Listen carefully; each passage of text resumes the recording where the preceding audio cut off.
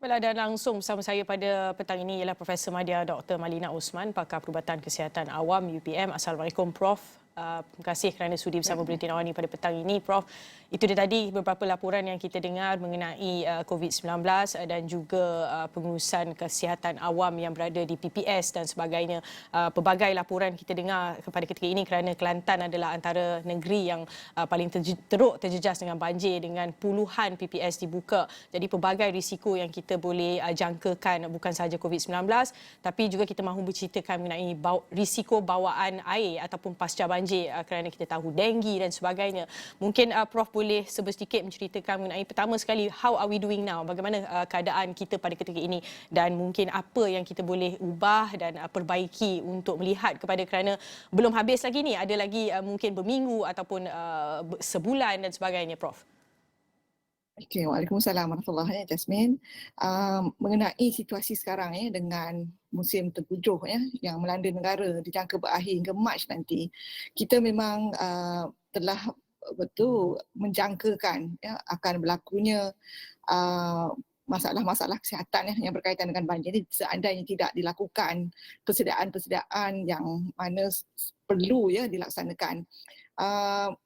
Penyakit jangkitan COVID kita tak risau, maksudnya ia berbeza dengan tahun 21, 20 tahun 2020 dahulu.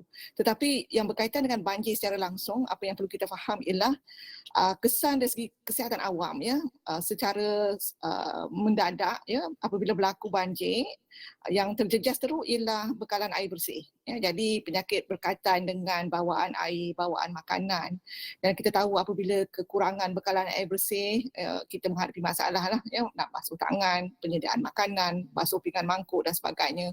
Jadi keadaan-keadaan sedemikian akan memberikan banyak implikasi seandainya kita ataupun mereka yang terjejas akibat banjir ini tidak berhati-hati. Antara yang paling sering yang kita risau ialah jangkitan seperti acute gastroenteritis, sakit cerit birit, muntah dan sebagainya, demam kepialu, kolera, dan di samping itu juga macam kencing tikus. Dan pasca banjir pula, apabila air banjir itu dah surut, yang kita risau ialah apabila ada takungan ataupun bekas-bekas yang mungkin membiakkan nyamuk sehingga menyebabkan berlakunya wabak denggi. Dan kita tahu kita sekarang menghadapi situasi denggi yang getir di sebahagian negeri, melonjaknya kesnya dan juga angka-angka kematian yang agak signifikan.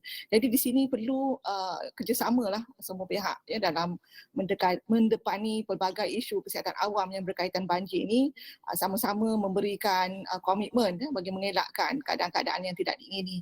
Saya yakin di pihak kementerian dan juga agensi yang berkenaan telah pun menyediakan bekalan-bekalan air bersih seperti mana yang diperlukan. Tetapi mereka-mereka yang enggan dipindahkan perlu ambil berat keadaan ini, terutama sekiranya ada individu rentan yang masih berada di rumah ataupun enggan dipindahkan.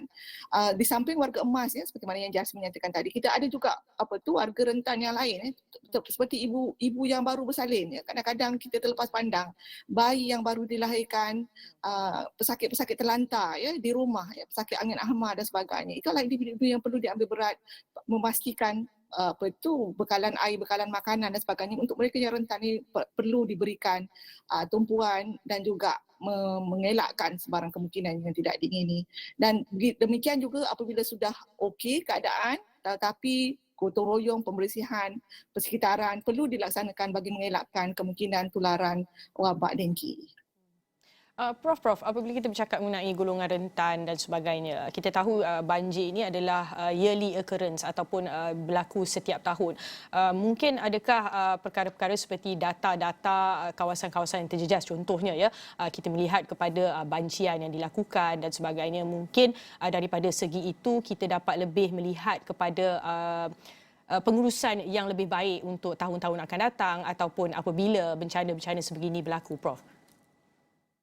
Saya berpendapat memang sejak dulu lagi kalau kita perhatikan banjir negara kita ni bukan perkara baru lebih saya ingat 30 tahun ataupun beberapa tahun sebelum ni orang tua kita dah bagi tahu secara sejarahnya tempat-tempat tertentu memang ada banjir dan kemudian ada perubahan pembangunan dan kemudian mungkin penempatan baru dan sebagainya.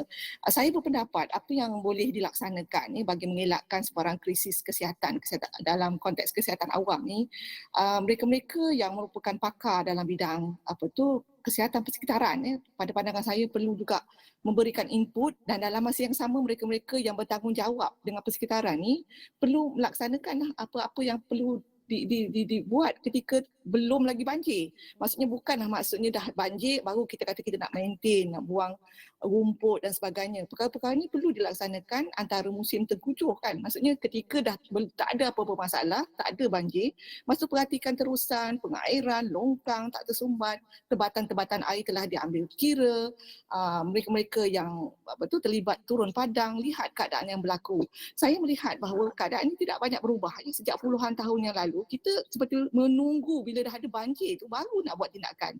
Bila kita nak berubah? Dan satu perkara yang saya lihat ialah dengan pengalaman kita work from home sebelum ni, saya ingin menyarankan mereka-mereka yang terlibat secara langsung dengan lapangan ni sepatutnya kerja di lapangan lah. Set dia punya office tu dekat dengan sungai ke ataupun tempat-tempat yang cenderung untuk banjir. Jadi lebih dekat dengan apa yang berlaku di lapangan dan boleh terus memberikan maklum malas pada policy maker, pembuat-pembuat polisi ni untuk memberikan peruntukan bagi membolehkan perancangan dilakukan dengan lebih kemas dan sistematik. Banyak perkara kita menunggu dulu barulah kita nak buat. Jadi pada masa akan datang kita harapkan mereka-mereka yang memegang tanggungjawab ni dapat kehadapan bagi mengelakkan sebarang bencana yang mungkin lebih buruk pada masa akan datang. Baiklah Prof, akhir sekali mungkin dalam masa yang terdekat ini kita boleh melihat, kita tahu sudah mungkin nak kata terlambat tu tidaklah, kita mungkin ada sampai Mac kerana kita tahu banjir ini akan mungkin berlarutan melihat kepada ramalan kaji cuaca dan sebagainya.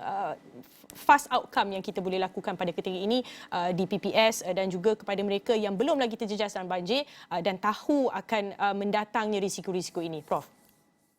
Okey, apa yang penting di sini ialah persediaan lah. Maksudnya kalaulah ada kemungkinan berlakunya banjir, cakna dengan maklumat daripada meteorologi dari masa ke semasa, kemungkinan-kemungkinan yang akan berlaku. Dan dalam masa yang sama juga, saya sangat berharapnya tidak ada lagi berlaku pembukaan kawasan barulah yang merupakan kawasan tadahan-tadahan hujan yang sepatutnya dipelihara untuk membuka kawasan pembangunan ataupun pertanian tanpa dirancang. Saya melihat bahawa kesan daripada pembukaan tanah baru, pertanian dan sebagainya apabila tidak dirancang, kesan jangka masa pendek ataupun panjang seperti mana yang kita berlaku pada masa ini. Jadi polisi yang tegas ini perlu dilaksanakan dan kita di peringkat individu masyarakat perlu cakna juga tentang keadaan ini. Jangan mencemarkan alam sekeliling kita dengan sampah-sampah yang mungkin menyebabkan saluran sebagainya tersumbat sehingga menyebabkan banjir dan mungkin akan berpanjangan. Dan yang penting mereka-mereka yang di kawasan yang mudah berlaku banjir sentiasa bersedia dengan persediaan-persediaan yang boleh dilakukan bagi mengelakkan sebarang risiko keselamatan ataupun kesihatan dalam masa jangka pendek dan panjang.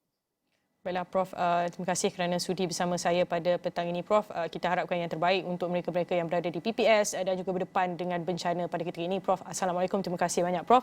Baiklah, laporan bersama Prof itu tadi, Profesor Madya Dr. Malina Osman, Pakar Perubatan Kesihatan Awam UPM mengakhiri buletin awani jam ini. Saya Jasmine Abu Bakar.